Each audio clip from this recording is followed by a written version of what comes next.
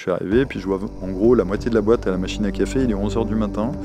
Et je m'assois dans son bureau, et il me dit, tu vois, ça marche pas bien, ma boîte, etc. Je gagne pas de sous, tatati, tatata. Et à un moment donné, ton management paternaliste, tu penses que ça fonctionne ? Avec ton truc d'être on est tous des potes, tu crois que ça marche ? J'ai pas l'impression, moi. Donc la première étape, ça a été de dire on a l'impression que tu te fais chier ici, il faut partir et tout. Donc on a très rapidement mis un terme avec, je sais pas, un tiers des effectifs, un peu plus, 40% des effectifs, pour renouveler. Parce que quand tu as eu ce truc paternaliste pendant trop longtemps, c'est un ADN, les gens, tu peux plus les sortir de ce truc-là. Tu as acquis cette compétence de scaler une entreprise. C'est-à-dire là, tu as vécu en gros vraiment les tout débuts. Ouais. Et après, tu t'es plutôt focalisé sur des boîtes qui faisaient déjà quelques millions, quelques dizaines de millions, et les aider à passer à l'échelle. Ouais. C'est quoi comment dire, là, je m'adresse à toi dans cette logique de moi qui ai monté une boîte qui est passée de 0 à 2 millions sur l'autre de 0 à 5. Ouais. Je suis très conscient que ce n'est pas les mêmes compétences. Non. C'est quoi le mindset, c'est quoi les clés? Qu'est-ce qui est différent entre un profil comme le mien qui est un créateur et un profil comme toi, comme le tien qui est un scaler? Alors, tu peux être créateur et scaler. Enfin, c'est pas en opposition. Ah ouais? Bah oui, tu peux très bien. Moi, tu vois, dans ma vie, je suis assez créatif sur tout un tas de choses. Quand je fais de la sculpture ou quand je m'occupe de la maison et de la déco, etc. Je pense être assez créatif dans ce domaine-là. Moi, je fais pas le parallèle entre créatif et dans le sens créativité, au sens avoir des idées. C'est vraiment l'entrepreneur qui passe de 0 à 1, 0 à 5, et l'entrepreneur qui passe de 5 à 50, quoi. Ouais, alors... Là-dessus, je te rejoins, c'est-à-dire le 0,1 ou le 0,2, c'est plutôt des gens qui bouillonnent d'idées, qui ont plein d'idées, peut-être trop d'idées, et puis à un moment donné, il y en a une qui jaillit comme ça, et puis ils vont tirer le fil pendant quelques temps, 6 mois, 1 an, 2 ans, et puis ça va marcher un peu, ils vont faire les premiers clients, etc. Mais après, ce bouillonnement d'idées, en fait, ça vient c'est contre-productif. C'est-à-dire qu'à un moment donné, en fait, quand tu as déroulé une idée, que tu commences à tirer le fil rouge, eh bien, là, il faut un profil qui se dise, bah, ton fil rouge, là, je vais le prendre et je vais le dérouler à fond. Tu vois, et je vais pas essayer de dérouler le bleu, le jaune, le vert. Non, je vais prendre le rouge et c'est l'histoire des 2-3 idées maximum. On revient à ce truc-là. Et de dire, on reste focus sur l'idée première et on va dérouler ce truc-là le plus possible. Et on va essayer de faire un maximum de clients. De toute façon, le business n'est pas très compliqué. C'est où tu as plus de vertical, où tu as plus de géographie. Ok. Tu tournes le problème comme tu veux, ça reste 2 métriques. Donc à partir de là, si tu veux, il faut avoir un profil, c'est là où le profil diffère, c'est-à-dire qu'il dit, voilà, à un moment donné, j'ai compris ton idée, c'est super ce que tu as fait, maintenant je vais le prendre et je vais le scaler. Donc je vais le scaler, soit on va aller, c'est ce que je viens de dire, donc je vais l'expliquer différemment, mais on va aller dans plusieurs marchés verticaux parce qu'il y a des opportunités dans plein de marchés, soit on va prendre ce que tu as fait là sur 1 ou 2 marchés verticaux et on va aller l'amener partout dans le monde entier, puisque ce qui marche en France devrait marcher en Angleterre, en Allemagne, en Japon, en Inde. Donc là, c'est un profil un peu différent, puisqu'il a besoin d'être focus. Le premier profil, il a besoin justement d'avoir plein d'idées et de pouvoir cette ébullition à un moment donné fait que pouf, il y en a une qui sort et qui commence à avancer. Toi qui as travaillé avec beaucoup de CEO, donc de ces fondateurs en gros, ouais, fondateurs, est-ce qu'ils sont capables de passer un cap ou au contraire à un moment vaut mieux qu'ils passent la main? Alors, j'ai les 2 exemples. J'ai les 2 exemples.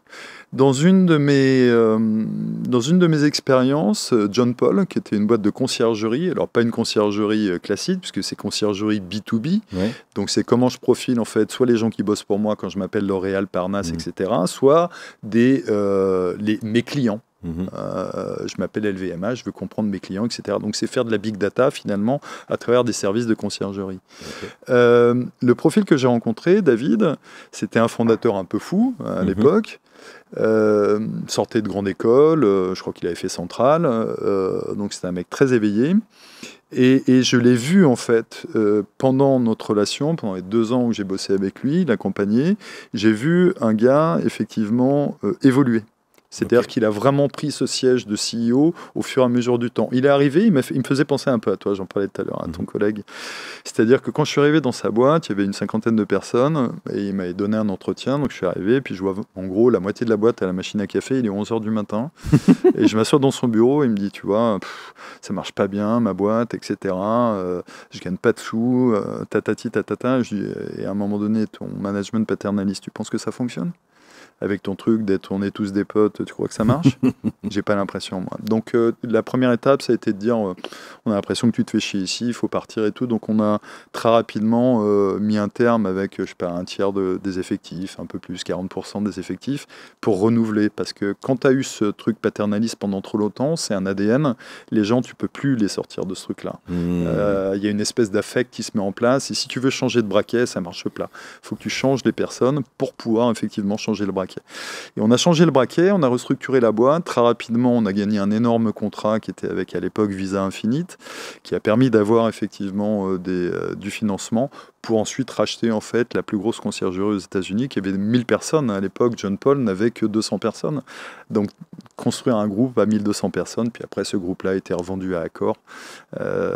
Donc ça, c'était un énorme succès. Et lui a vraiment fait ce scale, ce changement d'attitude, de façon de faire, etc. Je l'ai vu changer. Parce qu'en gros, il était passionné par son projet. Ouais. Et il a réussi à dire, OK, je vais pas partir dans tous les sens. Oui. Je tiens quelque chose. Oui. Et l'aventure de l'emmener le plus loin possible me motive. Donc, je suis prêt à faire les sacrifices, ou en tout cas les évolutions nécessaires. Oui, et les sacrifices humains aussi. Ouais. Parce que forcément, tu fais des sacrifices humains. Quand le paternalisme ne fonctionne plus, il faut que tu changes d'attitude. Et pour changer d'attitude, tu te fais du mal parce que c'est pas ton ADN. Ok. Et toi, quand tu débarques dans cette boîte-là, tu sens tout de suite... Qu'est-ce que tu entends par le management paternaliste ? C'est-à-dire, on est tous des potes, on se fait la bise, on prend... Je ne veux pas dire qu'il ne faut pas prendre soin des uns des autres, mais ce que je veux dire, c'est qu'il y a une différence entre la vie de l'entreprise et la vie personnelle. Tu peux avoir des gens qui bossent avec toi, que tu vois en dehors de la boîte, etc., pour tout un tas de raisons. Ça ne doit pas être la majorité, déjà. Je pense qu'il faut dissocier, en fait, le travail et ce qui est en dehors du travail. Encore une fois, je peux être un peu rétrograde quand je te dis ça. C'est juste mon fonctionnement à moi, et c'est ce que j'ai pu voir dans des sociétés. Quand ça marchait pas, c'est parce que le fondateur était trop proche des troupes, trop quelque part trop dans la bienveillance. Et la bienveillance, oui, mais jusqu'à un certain point. Je pense que la bienveillance, il ne faut pas passer de limite. Il y a des barrières à ne pas franchir. Tu vois, moi, par exemple, je m'impose une discipline quand je fais du coaching et de l'accompagnement de fondateurs dans des boîtes. Je serre la main à tout le monde, je vous vois tout le monde, il n'y a pas de tutoiement, il n'y a pas tout ça, en fait. Et ce que je fais aujourd'hui, les premiers stages que je fais où je parle aux gens de l'entreprise, quand on a 50, 100, 200, je suis toujours introduit et j'ai toujours une partie à un moment donné où j'explique ce que je viens, pourquoi je suis là. Et je leur dis, je suis là, je ne cherche pas d'amis. Je ne suis pas là pour avoir des amis supplémentaires. Peut-être j'en aurai, mais ce n'est pas ce que je cherche fondamentalement. Ce que je cherche, c'est faire en sorte que cette boîte soit leader dans son domaine. Ou en tout cas, soit dans le top 3 dans son domaine. Sinon, je fais autre chose, je reste chez moi. J'ai plein de choses à faire chez moi. Donc ça va passer par des étapes qui vont être dures. Ça va passer par des étapes de changement, de modification, de structuration, d'habitudes différentes, parce que je change les habitudes dans une boîte. Je ne suis pas là pour faire juste, si tu veux, de la figuration. On change les habitudes de travail, on les modifie. Alors, il y a certaines boîtes, elles ont des habitudes de travail, certaines qui sont bonnes. Tu ne mets pas tout à la poubelle. Mais pour faire un scale, à un moment donné, il faut faire un petit peu une remise à zéro. Faire un état des lieux, c'est d'ailleurs comme ça que je procède. Je ne rentre pas dans un business sans cette phase d'audit qui dure 6-8 semaines, sur lequel je fais 20-30 interviews dans la boîte. Et à partir de ces interviews-là, je fais un état des lieux. Puis après, je regarde le matériel, évidemment, les brochures, les machins, les collatéraux, tout ce que tu veux. Et je fais une analyse, et ça, je le porte auprès du fondateur en disant, voilà, c'est ce que je pense de ta boîte. Je pense qu'il y a ça, ça, ça. Voilà les shortcomings, voilà le SWOT, voilà tout le truc qui fait que ta boîte aujourd'hui, elle est ce qu'elle est. T'es d'accord, c'est bien. T'es pas d'accord, j'arrête là. D'accord. Et quand il est d'accord, je passe à la phase suivante. On s'inscrit dans une durée de 3-5 ans et on fait un plan stratégique, etc. ensemble pour pouvoir se projeter. Et qu'on présentera ensuite aux employés de la boîte. Et ça fait pas un gros gloops dans la boîte quand toi tu débarques, tu prends le micro, on a l'impression d'être dans une scène de film, quoi. Un peu. On a fait venir le loup dans la bergerie. C'est ça. Et un peu. c'est Un assumé, peu, et c'est quoi. ce que je dis. C'est assumé. Et deux, le fondateur, ce que je dis, si les gens m'aiment pas, c'est tant mieux pour toi. Ils vont t'aimer plus toi, et moi, ils m'aimeront pas. Mais j'en ai rien à foutre. Ah ouais. Ça me pose aucun problème. Et ils vont plus l'aimer lui. Au contraire, ils vont dire putain, Non, le salaud de patron, il a fait alors venir oui et non. Terminator dans la boîte, quoi. Oui et non, David. C'est-à-dire qu'ils vont souvent en fait essayer de faire un peu tu vois, aller un peu se plaindre, machin. Il était dur, il m'a demandé ça, hein, etc. Puis l'autre, tu vas faire, oui, je sais, oh, il est un peu dur, mais. Et puis après, à chaque fois, quand tu as ce rôle-là, qui est un rôle de mentoring, parce que c'est ce que je fais, c'est du mentoring. Après, c'est le fondateur qui te tue. Donc, mais c'est pas grave. Encore une fois, ça fait partie du jeu. Ça veut dire quoi? Bah, ça veut dire qu'à un moment donné, quand tu as fait évoluer les gens à la tête de des boîtes, et que, parce que moi je reste en général entre 3 et 5 ans à peu près sur les accompagnements, quand tu les as fait évoluer, il y a un moment donné, il faut qu'ils te tuent, parce que sinon tu projettes un truc sur lequel tu leur redonnes le sentiment qu'ils avaient des couches culottes quand tu es arrivé. Et ça, c'est dérangeant.